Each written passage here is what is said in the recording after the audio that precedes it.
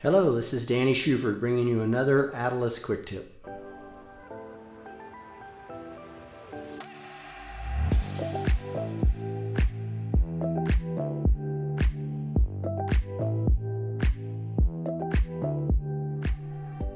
So in the last video we went over project time and the report that is generated by project time.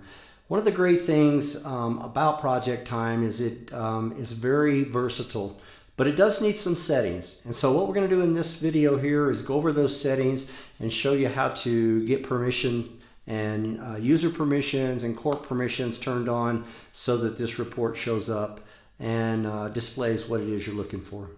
So here we go. So we're going to start here at the home page, and I'll show you how to get into the reports. First off though, before you can even see the report or the report show up, you have to have a couple of settings in place. One is in the corp-wide settings. Your corporation has to be set up, and then also your individual user has to be set up to access this.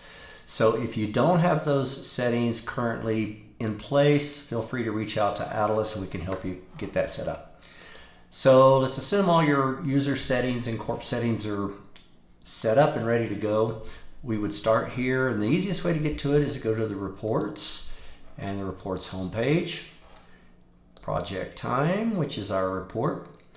So to go to the settings on this particular page, there's a little eye right up here. You click on that and you'll see that that brings up a modal, and what it's doing is it's telling you that you have to have at least one template in order for this report to function, set up. So assuming you do have a template set up, then you can go to your report settings and over to project time, and this is a list of all of the different templates that you have set up. This is actually Adilas's templates right here.